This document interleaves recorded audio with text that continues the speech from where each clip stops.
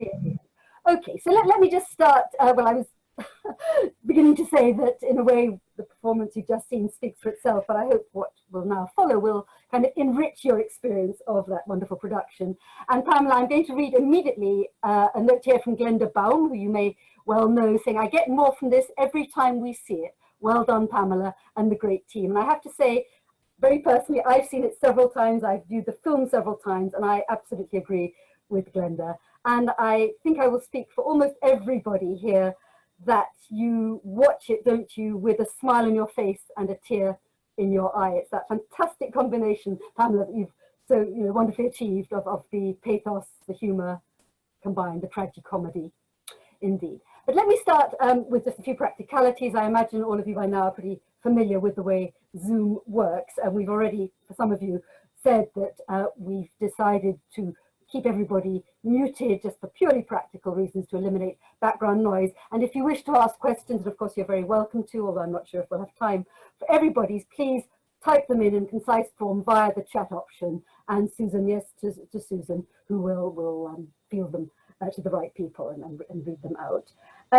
Let me also, Susan works for the Association of Jewish Refugees, and I'd like to preface what's to come by saying a big thank you both to Susan and the Association of Jewish Refugees more generally, who very kindly agreed to co-partner or to partner the Insiders Outsiders Festival for this quite intensive, but I hope, if you've seen any other of the events, rewarding and kind of thought-provoking program of events related to the theme of Insiders Outsiders, namely the tremendous contribution of those who came to this country from Nazi-dominated Europe, to this country's culture and society in general.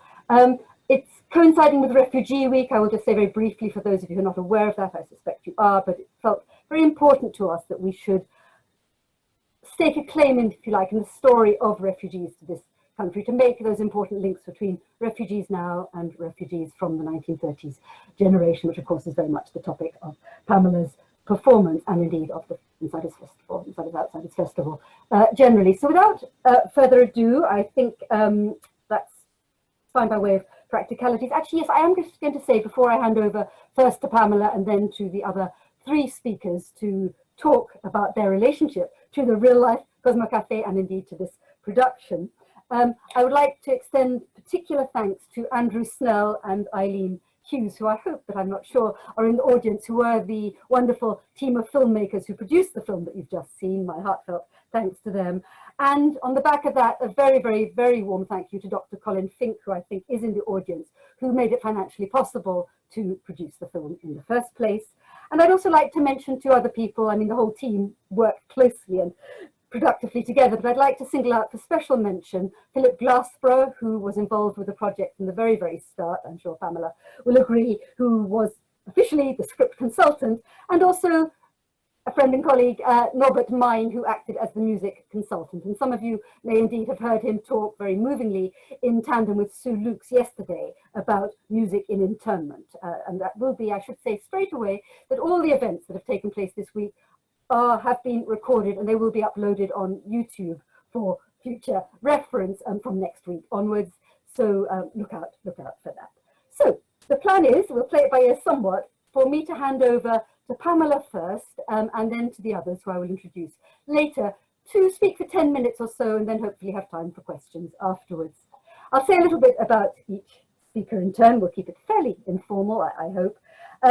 However, Professor Pamela Howard, OBE no less, she describes herself as an multidisciplinary theatre maker, working mostly with original music and performance projects.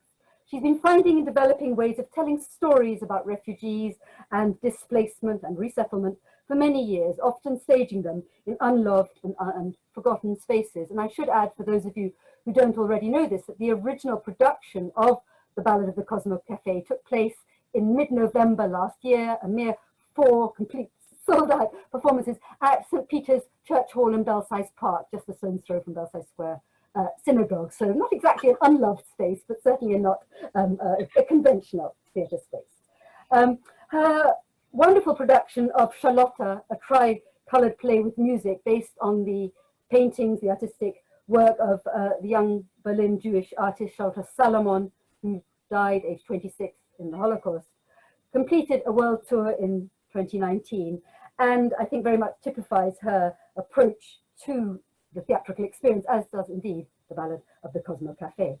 Pamela has many academic affiliations in leading art and performance institutions, and is also the author of a, I think it's probably true to say, Pamela, isn't it, a definitive, certainly a celebrated volume entitled What is Scenography, now in its 3rd edition. She's worked in all the major national theatres in many countries around the world, with many productions, particularly in the Czech Republic. And this is a nice last touch, and then I will hand over to her. She says she is always dreaming and planning new projects and making them happen. Over to you, Pamela. Thank you, Monica, and hello, everybody. I would just like to introduce this very simply by saying the young girl, just in case you didn't realize, the young girl, Pammy, who comes into the cafe in the film, was Philip Glassborough's brilliant idea of bookending the story of the Cosmo Café when I told him the real life story of me in my first student flat in 1959, when I came up from provincial Birmingham, having won a state scholarship, as they used to call it, at the Slade School of Art. And I was too frightened to go on an underground, or as Lewandowski would say, the Unterground, from Krikliewicz to University College. So I used to walk all the way down Finchley Road and pass this cafe with its steamed up windows, but I'm talking 8 o'clock in the morning. And I used to look through the window and see these ladies in hats, all wonderfully dressed up, and they seemed to be playing cards, but it was 8 o'clock in the morning. Of course, I didn't know. It was a lonely bedsit, shilling in the metre, Ascot water heater. And I thought, what are they doing? And then one day I dared to go in, and I squashed myself into a corner, a bit like you've seen in the film. And I took out my little sketchbook, because I'm never without a sketchbook. And I started drawing these ladies. And I became aware that an old man was watching me. And he said who he was. He was a Polish emigre artist, and he'd lived there for 30 years. And he started telling me about all the people in the cafe. And I began to realize it was a kind of a club. And I just learned, if you want to, as we say in the film, how people survive, how people who are displaced make a life for themselves, no matter what. And I think you only have to look at the Insiders Outsiders Festival and what the contribution of people that, of the artists, the architects, the writers, the historians have made to British culture, to know that the human spirit is stronger and will survive. I absolutely believe that, though it's very hard in lockdown in Chelsea by the sea, I have to say. But this is the story, really, of the work that I do. And I create projects that in some way or another relate to this. And I want to just say, finally, one of the most profound works that I did in my life that I'd never ever wanted to do was a production of Carmen at the National Opera in Slovenia, in Ljubljana in Slovenia. And I never wanted to do such a thing. When I was asked to do it, I thought, everybody in the world's done Carmen, why would I want to do it? But then I read a book by the head of English at Manchester University, and it is absolutely about the Roma people in Andalusia. And I realized it's the same story. And I realized I'd been in Andalusia a lot, and I'd drawn people there. And that's what started me off. And although I didn't want to do it, and in a way it's more conventional, in another way it wasn't. So I think now, just think about what it is if you have a voice and how you can express it. And that's what I do. Thanks, Pamela. Could you perhaps tell us a little bit about you've talked about the genesis of the project, but how it developed, how it evolved? Well, I was sitting in a cafe, as it so happened, at the Royal Welsh College of Music and Drama. And it was the occasion of World Theatre Design, which was centred in Cardiff at that time. And I just happened to be sitting at a table next to Catherine Sands, who's head of technical theatre at Central School of Speech and Drama, and Nick Moran, who's head of lighting. And I was telling them about my dream. I mean, it wasn't a real thing. It was just a dream because we were in a cafe. And Nick said to me, "Oh," he said, "oh, we've got St. Peter's Church Hall. Do you want to do it there?"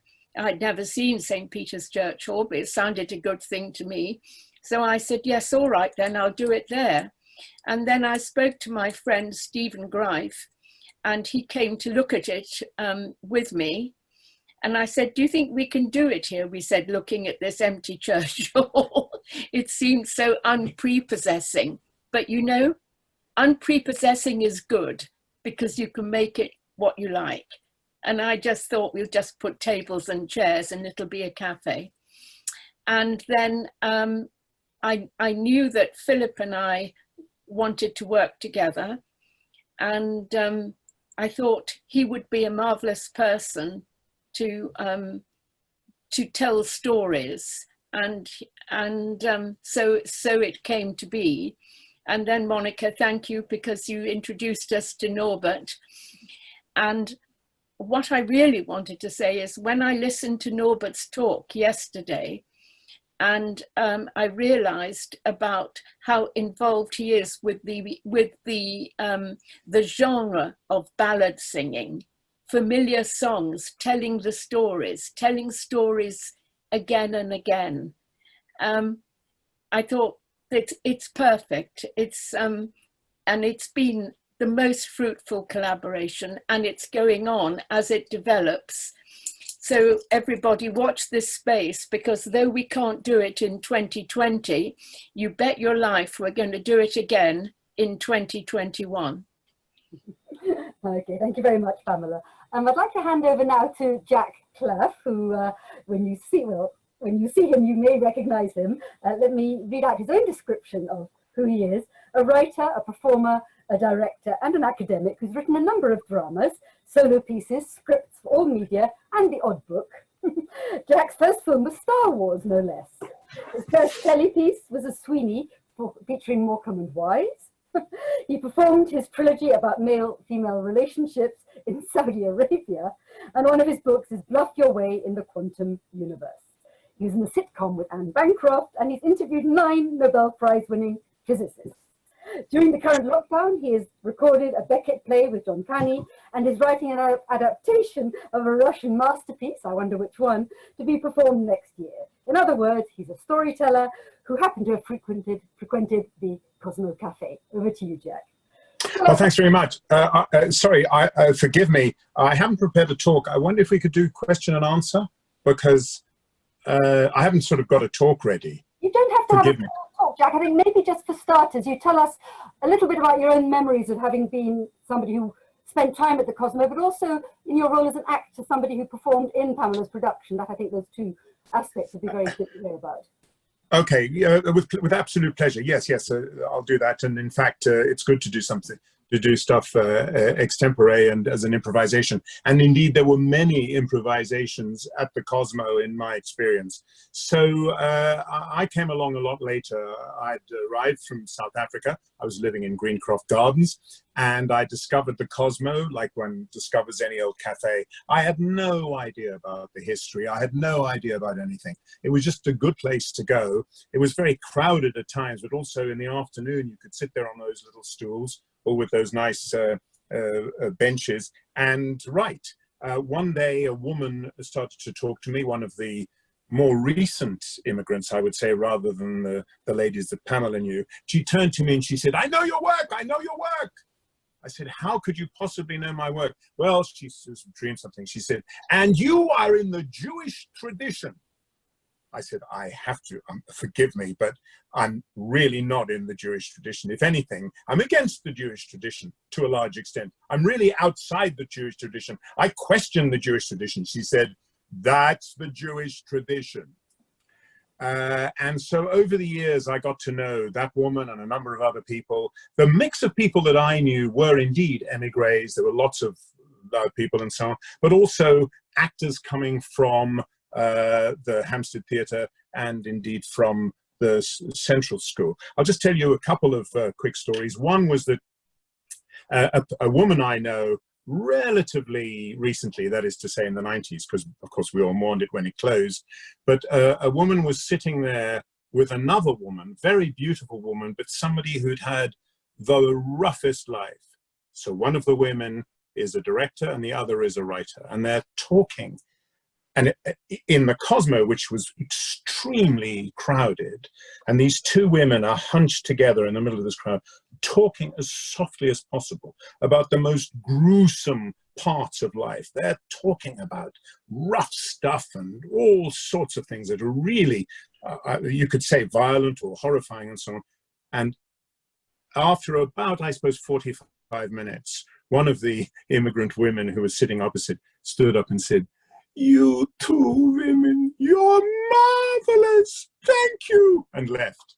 And it was that kind of thing where you could talk across people. Many comedians actually I'm not kidding, started their careers there. And just because the banter was so lively, when there was banter, people would come in. I probably laughed at the Cosmo more than in any other cafe I've ever visited. I loved being there. I didn't really eat that often. Will Self has said that when you ordered the salad, it was in 4 parts like Vienna itself. So anyway, I mourned the fact that it passed. I never forgot it. I had no idea about all the history until I talked with Pamela Howard, whose work I've always admired because I've just loved her invention and her just style and so much about her work, though we had never worked together. Well, she told me about this project to do with the Cosmo Café. I didn't believe a word of it. I didn't think it was going to happen. I thought, this poor, sweet, deluded woman, you know, and eventually it did happen. And it was just, it was too much fun for any mammal, actually. We had the most amazing time. It was a fantastic cast. There was lots of opportunity for improvisation, for invention. We rehearsed it extremely quickly. We all brought flasks and chocolate biscuits and so on. And it was completely magical. Even on the night, each performance, there was a certain amount of improvisation and so on. And it just so happened that I'd shaved my head for another role, so that was handy. And I had a huge, wonderful time. And I cannot thank Pamela enough. It was one of the peak experiences, truly. Oh, lovely. So thank you, Ghost of Sigmund Freud. Thank you, Jack Klaff. I'd like to turn now to Marion Manheimer, who comes to the subject from a very different and extremely personal perspective. Marion, if I may, I'll just introduce you briefly. As some of you may know, she's the daughter of the owners of the Cosmo Café, Viennese-born Hertha Madeleine and Berlin-born Adolf Mannheimer, who owned the Cosmo Coffee Bar and Restaurant, as it was called, from the late 1950s until its closure in 1998. She lived in Aberdare Gardens, again, another garden nearby, and she recalls going to Smithfields, to Spitalfields and indeed Covent Garden markets with her father and also the restaurant manager. She worked at the Cosmo as a waitress, so understandably she got to know many of the habitués quite intimately. She even suggested dishes, I believe, for the menu and spent time with Mr. Schmidt, Herr Schmidt, in the bakery. Cosmo aside, Marion has a very illustrious career as a textile designer. And I do urge you, if you're interested in textiles, if you're interested in knowing more about Marion, to check her website. It's marionmanheimer.com, very simple. She has been a freelance textile designer since the early 1970s. Her first job was as a colorist for Liberties, no less. And her first commission, apparently, was to design a range of silk scarves for that illustrious company. She's been running her own textile studio since the mid-1970s, selling mostly, but not exclusively, to American textile companies. Marion, over to you. Thank you. I have so many memories of Cosmo. It's quite difficult to know where to start. I guess I went to the Doris, which was the restaurant up the road from Cosmo, and that's where my parents found that food there was reminiscent of where they come from. My father was an importer of fruit, and he had an office in Covent Garden. So trying to think where to begin, really. It's difficult to know where to begin because it's so much is my past. Trying to think. Yeah, I mean, the Cosmo, well, what can I say? If you wanted to have a conversation, you would sit in the coffee bar. That's where you overheard people. And on Mondays and Thursdays, we had Alcoholics Anonymous, Narcotics Anonymous, Will Self. Yeah, that was the world. I loved, Sorry, go on. I love Schmidt, the baker, who had his bakery in the back of the Cosmo. That's where all the pastries came from. Is it true that there was a sort of friendly rivalry between the Viennese and the Berliners, or is that the stuff of I didn't know this. I wonder. Maybe Etan, you can say more about that in a minute. Maybe Marion, we'll leave it at that unless you want to say something now, and then I'm sure there'll be lots of questions afterwards. We can kind of pick up the threads. Although I was going to ask you perhaps before I hand over to Etan Smallman, you know, if you had to use adjectives in your mind's eye, as it were, looking back at your experience as a youngster of the cafe and your parents' role in it, what kind of words come to mind? Is that a hard one to answer? Memories. Just kind of almost without thinking, what words might you use to describe it?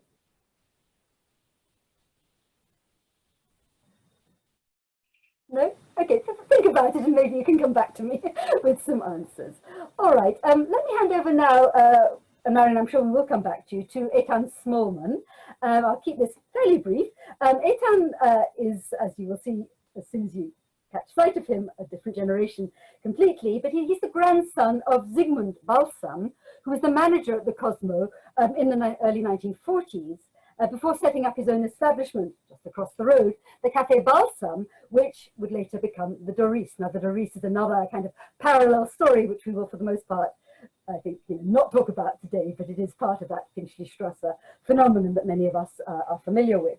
Etan himself is a freelance journalist who, among other things, many other things, he wrote a wonderful feature in the Financial Times magazine about the Cosmo Café, prompted by Pamela's production in November last year. And Etan, am I allowed to also mention, by way of conclusion, that he is, I understand, working on what is still quite an embryonic project, but a book, hopefully, on that whole extraordinary milieu that was the Finchley-Strasse. Over to you, Etan. Thanks, Monica. I'm just going to try and share my screen. Bear with me a second. Has the Cosmo picture just come up on your screen? Yep, perfect. Great, okay. So I'm a freelance journalist for various newspapers. And as Monica said, I wrote a feature about the Cosmo for the FT magazine, which was published in November last year.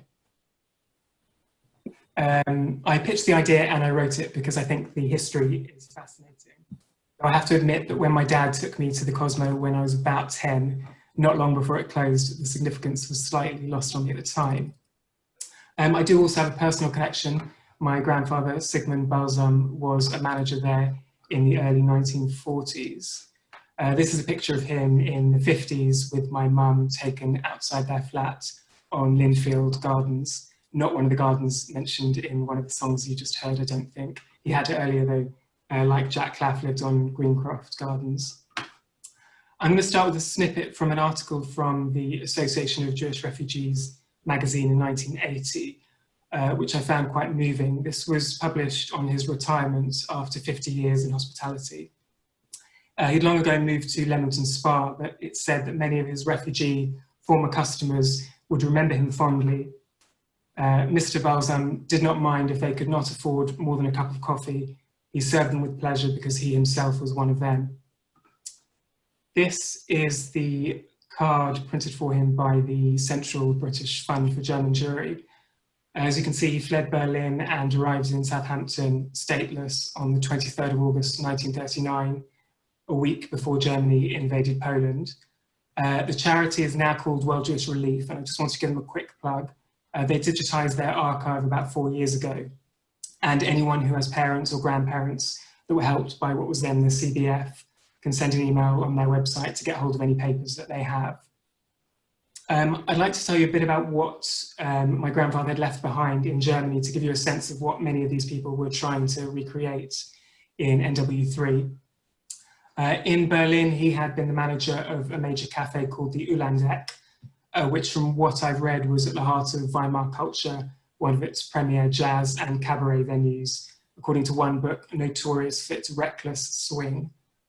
From newspaper cuttings he left behind, I read that they served the finest coffee using machines purchased from Vienna, their gypsy music and a dance band. One of the cuttings said that on the first floor of Café Ulandeck, director Balsam has created an inviting, intimate dance bar that is quickly becoming popular. It is called Haiti, and beautiful palm trees invite you to dance. Once he arrived in Britain, the Cosmo was his kind of launch pad. And within just a few years, he was able to set up his own establishment on the other side of the street, Café Balsam at 169A Finchley Road. There are various signs in the windows that you won't be able to read, but they kind of boast of excellent salads, the famous Balsam ice cream. Top left of the picture, I was surprised to see a sign saying they had a vegetarian menu available. Mind you, one of the characters in the show you just saw also said she was vegetarian.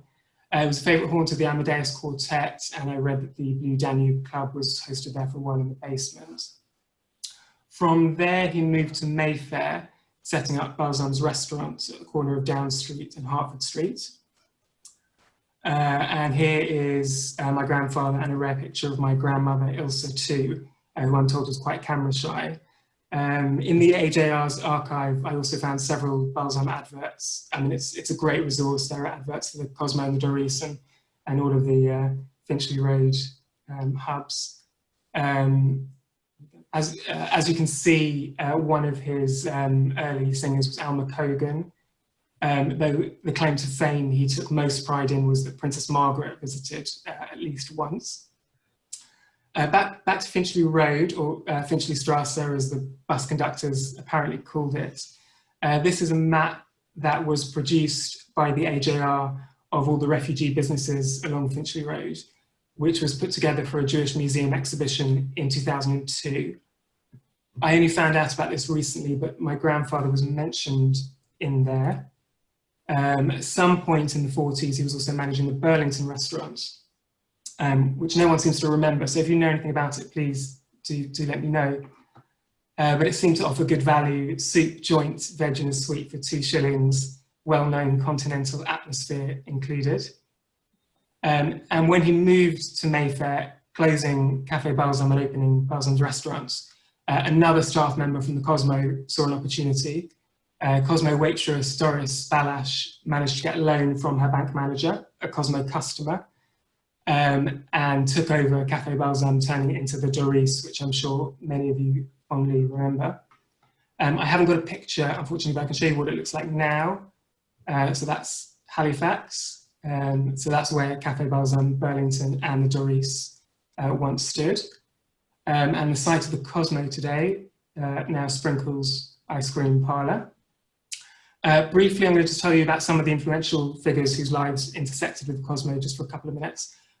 Before I do, there's my email address. I'm really interested in writing more, not just about the Cosmo, but about Finchley Road more broadly. So if you have any memories, photos, anything you can share, please get in touch and I'll put it in the chat box as well. So just very briefly, in the 1950s, novelist Fay Weldon was a regular visiting her mother who worked as a cook at the Cosmo. Weldon told me that her mum had to get there early to put on the cabbage at 8 o'clock in the morning, where it would boil until lunchtime. London at the time was not a cosmopolitan place at all, she said. With the Cosmo, it was as if Europe had arrived in England, which was rather surprising and magical. It was a very third man-y sort of place. There was an air of conspiracy about it. It was absolutely and completely a one-off. And it would provide inspiration in Weldon's later career. She told me whenever I wrote of a grey, sorrowful character huddled in a corner, that was from the Cosmo. In the next decade, in the early 1960s, Paco Peña, now known as one of the world's leading flamenco guitarists, was a penniless student from Spain in London to learn English. He told me he was a lousy 19-year-old waiter at the Cosmo. And when I said a couple of former customers had said the service had an air of Fawlty Towers about it, he replied, "If it was me, it would have been worse than that, I tell you. I didn't even know, would you believe it, about tea. We drank coffee in Spain. Once somebody said the tea was cold and I heated it with that steam from the coffee machine. Of course, it must have been horrible." Actors from Carrie Fisher to Rupert Everett visited in the 70s while studying at Central Drama School around the corner. Everett wrote in his autobiography, "It was a land of broken dreams, inhabited by Jewish immigrants. They were people who had lost everything. First-hand experience of war was still present on their faces, etched in a kind of frozen horror." In the late 1980s, Tracy Chevalier, author of Girl with a Pearl Earring, went to the Cosmo for a first date with writer Jonathan Drury. She said it was just wonderful that the date was there, of their impromptu breakfast, because there was something about the Cosmo, a unique atmosphere of a place of refuge and home. Tracy and Jonathan celebrated their 25th wedding anniversary last year. And finally, as was mentioned, writer Will Self was a regular. He said he drank many thousands of espressos at the Cosmo after meetings at a Narcotics Anonymous group. And he visited with his father in 1996, 2 years before it closed, for an Observer newspaper review. And he said that the main courses were of the kind to make you want to float slowly down the Danube after lunch. Thank you very much. Thank you, that was wonderful, Etan. Good. Now, I'm just going to check how we're doing for time. Before we open it up to questions, and maybe you could start typing your questions in and Susan could kind of look through them and group them accordingly and direct them to the right person. But Pamela, can you just say a quick word for people who won't be familiar with the name of Alfred Wolfson, the prophet of song in your production, who he is and how indeed he relates to your Charlotte Salomon project? Pamela, unmute yourself. Okay, I've unmuted. So Alfred Wolfson is a real life person, but he first came into my knowledge through the drawings of Charlotte Salomon, and he became a voice teacher, and he was the person who started what is now the Roy Hart Theatre. It's actually now based in France. But the crucial thing about Alfred Wolfson, which is a story he never stopped telling, everybody told me that, particularly Sheila Braggins, he never stopped saying how he nearly died in the trenches and in the First World War. And he didn't die. And he believed it was divine providence that saved his life.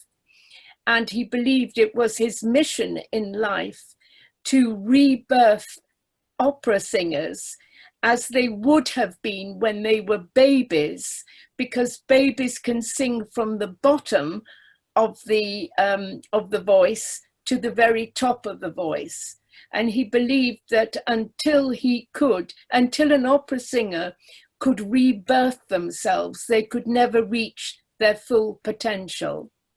In 1938, he left Berlin and escaped as a refugee, and he lived in the cooperative housing in Canfield Gardens. And many people I have talked to absolutely remember him in Canfield Gardens and going to the Cosmo. And he was much given to jumping onto a chair and shouting, "I am the prophet of song," he would say, and everybody would groan. I've heard many people tell me this and go, "Oh, Alfred, not again. We've heard this story. Sit down." And people would say to the waiter, "Give him a cup of coffee," but nothing would shut him up. Now, in fact, he had no money at all. He had one suit, he slept in it, everybody thought or said. And he was what was called a sofa surfer. So his aim was always to get to know people, and then they would invite him into their homes, and then he would say, "I could rebirth you." And then he would have somewhere to live for about 3 months until they got fed up with him. But yeah. I think it's also worth pointing out, though, that that everything that you've said aside, he's a crucial figure in the evolution of Charlotte Salomon as an extraordinary artist. He was her mentor, and if you know her extraordinary work that was shown at the Jewish Museum just literally a few months ago, Leben oder Theater, Life or Theatre, he occurs again and again. So there is this extraordinarily poignant link. He's the one who escaped, comes to Golders Green, to Hampstead, to Northwest 3. She dies, as I think I said earlier, in her late 20s, heavily pregnant, having fled from Berlin to the south of France and then deported from there. Are there any, did you want to add something, Pamela? Otherwise, No. Questions. I'm waiting for questions. Susan, has anything come up? I've had just a couple. Was there any rivalry between the Doris and the Cosmo, or did they exist side by side? I don't know who that should really be directed to. Can I give a quick answer to that, Monica? Yes, The Wiener Library very much helped us setting up our Cosmo project, and they organized different lectures.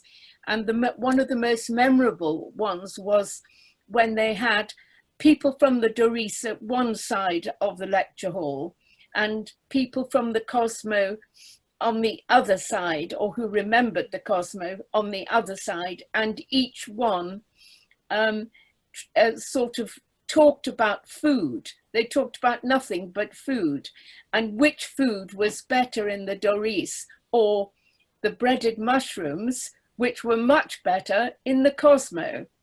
And that's why Philip and I had the idea to create a song called the Song of the Breaded Mushrooms, the Ballad of the Breaded Mushrooms. There was definitely, as we understood it at that lecture, I don't know if anyone else was at that lecture, but Philip would know, but there was definitely a sense of rivalry, I would say. But it seemed like the Doris was more or less for Berlin people, and the Cosmo was more or less for Viennese people, not entirely, but more or less. Marion, does that tally with your own memory? Marion, you have to unmute. Marion, unmute yourself. That's all right. Can you hear me? Yes. I don't think of it as that. I don't think there was rivalry. I mean, the Doris was first and then there was the Cosmo. I don't think there was a rivalry between the two, apart from maybe the patisserie. The bakery, maybe there was a rivalry there. Does anyone remember it?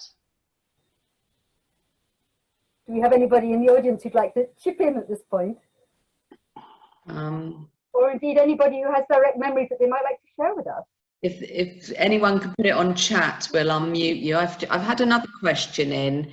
It's not entirely relevant to this discussion, but I'm just going to put it out there, and then if anyone wants to contact either Monica or myself afterwards. But someone's asking if anyone has any recollection of the Sunshine hostels which were located in that area, but I'm not going to take answers on this, Monica. I think perhaps that should be directed to us separately. Yes, I haven't actually heard of them. I don't know if Etan has, but yes, let's pick up that later. I think Susie Kaufman wants to say something, so I'm just got to find you, Susie, and then we'll unmute you.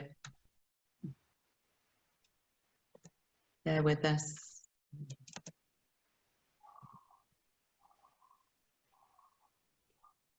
Susie, I've asked to unmute you. There we go, if you'd like to ask. What I want to say is, I know from running the day centre and especially the kitchens for 25 years at the AJR, the members would actually say the Doris was definitely for Austrians, and the German emigres went to the Cosmo. And in fact, there was not only was there a bit, not rivalry, but that's just how it happened. My father was from Vienna, and basically before he married my mother, who was from Germany, he went to the Doris, and Mummy knew the Cosmo. But we did have kind of rivalry at the AJR in the dining room. The German ladies and gentlemen would not sit with the Viennese ones, with the Austrian ones, especially Berlin versus Vienna. It always made me laugh. And I was going to say, from what I've heard, I think there was an extra element beyond just the German-Austrian rivalry. I think from some of the clientele, I've heard they sort of each looked down on the other. The Cosmo thought that they were the intellectuals, the artists, the creatives, whereas the customers at the Doris thought that they dressed much better, they had much better food. My grandfather's niece she was German, but she went to the Doris, and her daughter said that she referred to her own social circle in the Doris as, I'm probably going to mispronounce it, the Oberflächlich, superficial in German. So she was referring to her own social circle as superficial, but I think she also thought that that meant that they, you know, appreciated the finer things in life too. They appreciated the finer food. And yes. So. I think Sue Mariner you had your hand up. Can we unmute Sue? Yeah, 1 minute. I just remember you were either Cosmo or Doris. My parents came from Berlin. They had what they called a Stammtisch at the Doris. Yes, a Stammtisch. And I can't remember, Wednesday, I think, friends would come and sit at the same table and with the same friends, unless you had friends who were Austrian, in which case you were invited to the Cosmo. But I remember it very distinctly not being a rivalry at all, but just you were either one or the other. Interesting, isn't it? The kind of conflicting or slightly contradictory memories. I'm just looking at the question. I'm getting lots of, I don't know whether you're seeing the same questions, Monica, but lots of comments. You either went to one or the other, and lots of comments about pastries, and nothing will ever be the same. So lots and lots of questions along and comments along those lines. Somebody's mentioned Chef Francis opposite the Doris. Was that also a Central European setup? I haven't heard of it. Etan, have you come across it? Chef Francis opposite the Doris? No, there's more work to be done. Pamela, go ahead. Unmute yourself again. Pamela, unmute yourself. Pamela, you need to unmute. I've unmuted it. Yeah, sorry. Okay, yeah. I just want to say that in the film that you saw, we only had one bit of what some people might call scenery. It wasn't scenery. And that was the very beautiful cake stand. And it was made by students at the Central School of Speech and Drama in their technical theatre department. But it's based on the cake stand in the Café Vienna in Prague, which I know very well, where it was all artificial cakes and they had numbers on. And when the waiter came, you gave him the numbers, and then he brought the pastries or the cakes, and it was all very beautifully decorated, very like we have. And that was a real symbol of the pastries that I remember. I can remember that stand, actually. I don't know if Marion can, but I can. Thank you. There's a couple of people put their hands up to ask questions, so I'm going to unmute them. Rita Hockman. Hello. Hi, Rita. Hello. Thank you. It's very, very interesting. I've enjoyed both the film and hearing the discussion. As far as Doris and Cosmo were concerned, so my parents were both from Vienna, and I don't think there was a rivalry. I think you went to Kaffee und Kuchen, you went to the Doris, and zum Essen, you went to the Cosmo. That was how it was in our household. So you wouldn't go anywhere else for Kaffee und Kuchen other than the Doris. And, you know, schnitzel, if that's what you wanted, that was Cosmo. So they also had, they didn't have a Stammtisch, but they had their circle of friends that they went with, always with the same friends. And I, as an only child, was always, you know, sitting there as well with my preferred cake that I had. So that was for us. That's how it was for us. So it wasn't a rivalry, just both had their plus points and both were lovely. It's a shame they're not there. Thank you. Thank you. I've also got Barbara G. I've just asked to unmute you. You put your hand up. There we go. Yeah. Hello, we can hear you. I was Barbara Vogel anyway at the time. I'm now Barbara Gomez del Olmo. I lived in West Hampstead for many, many years, from the age of about 5. So around the corner from the then John Barnes. And I used to meet my mother after school every day. She was from Berlin. Used to meet her every day, either in John Barnes on the first floor, which was also a favourite of many local European Jews. And I remember the waitresses used to wear beautiful little like aprons. I'm sure they were black with little white aprons. Not black, the outfits were black. But of course, our favourite was Doris at the time.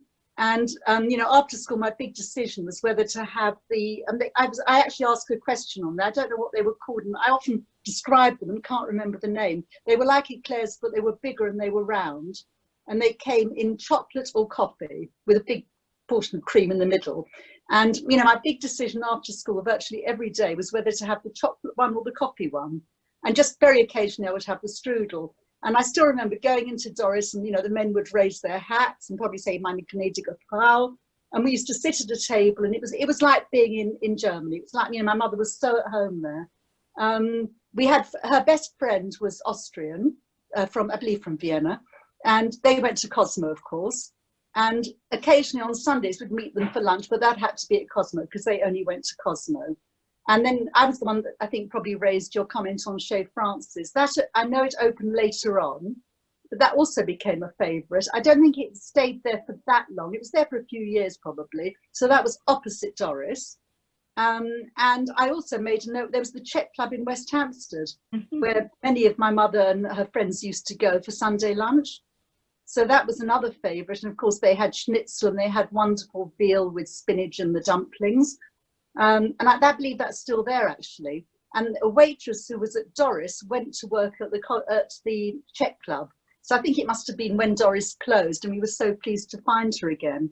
And I'm just seeing if there's any other notes I put. The only other thing, of course, there was Daki's in South Kensington that had wonderful cakes. So that was Polish.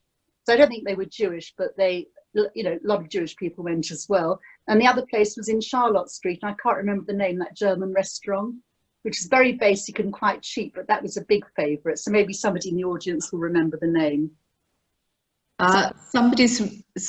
Lillian Levy has told me the name of the cake you described was called Mohrenkopf. I don't remember that name. I've got someone else who's asked to ask. Have you been trying to call me?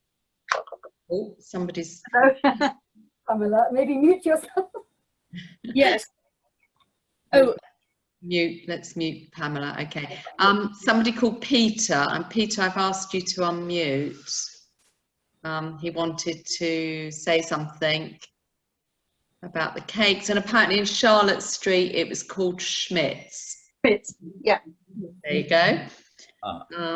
Lots of comments on that. Someone called Peter who asked. Yes, Peter Bohm. Lillian actually just beat me to it, but my wife Monica, whose name's actually Monica Bohm, and I, we got married in 1979, and my father was from Vienna, and we had our Aufruf at Belsize Square Synagogue, And for the luncheon afterwards, we wanted to find a restaurant nearby. And actually, the reason we chose the Doris was because my father had always spoken about this cake called Mohrenkopf from Vienna, and he'd never been able to find it in this country. But we discovered it at the Doris, and that was the reason we chose to have our celebratory lunch there. And so I was always of the belief that the Doris was a Viennese Austrian location. Oh, thank you for that, Pete. And basement, my wife told the me. lunch was in the there was a basement there. I have to say, of all the comments coming through, there's a lot of comments which says that for all these refugees, it was a home from home, whichever one you went to. So I think that's a really nice way to sum up some of these memories. Judy Herman had her hand up. Judy, am I right? Yeah. Judy Herman. Yes, you're not me. Just to say, my parents used to take me to the Jerusalem, obviously me and our brother, for Sunday lunch when we were quite little, because my father was a general practitioner and his partner was a refugee actually from Vienna. So it sort of bucks that trend of saying one's Viennese and one is German. I think people went between the two, and maybe that was more accurate that you went to the Doris for cake, I don't know, but we never went to the Doris, but we went, I just absolutely loved going to the Cosmo, and it was those schnitzels, because, you know, it was a feat of eating to get through one, but they were so golden and so delicious. And I just absolutely loved the atmosphere, the smell, the whole thing, and I really remember it so well. So that's why I was very excited when this all came up. I kind of miss it, but you know, this is certainly bringing it back. So thank you, Pamela, for this wonderful project. And so even we remember it, who are not actually refugees ourselves, and just little ones being taken there by our parents. Thank you. I think there was Claire Walford. Did I spot Pamela, did you have yes, something? This is a message from Philip Glasborough, who is not here, who is our consultant, our script consultant, and he just wanted to remind everybody that it wasn't just food, it was that there was fantastically good service of the waiters to the customers. And the waiters knew all the customers. Your usual, sir, he says to in our thing, to the philosopher, but there was this very warm relationship between the waiters in both the Doris, he tells me, and in the Cosmo. So that's not me speaking, that's Philip Glasborough, who sends all good wishes to this. Thank you. Did I see another hand up? Was it Claire Walford? Did I get that right? Marion Sipser. Marion, if I unmute you. Yes, I also remember the Doris very well because it was a huge treat to go for a meal, and my parents, who were Viennese, was the first time that they had tasted really foreign food as well as the Cosmo. But for my parents who met and married in England, the Cosmo held much more sad memories because they went there to try and find out what happened. You know, they went there to find any news coming out of Vienna. My mother, who lost her whole family, would go there for that reason. So that was always tinged with sadder memories. And the Doris was just wonderful meals. Yeah. Evocative.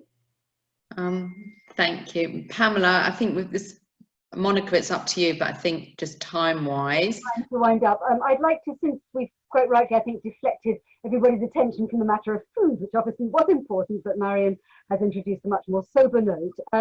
I'd like to end, if I may, with a quotation from a passage that Pamela sent me some while ago, which I think is important because we've been talking here about direct memories, bittersweet ones, tragicomic ones, certainly.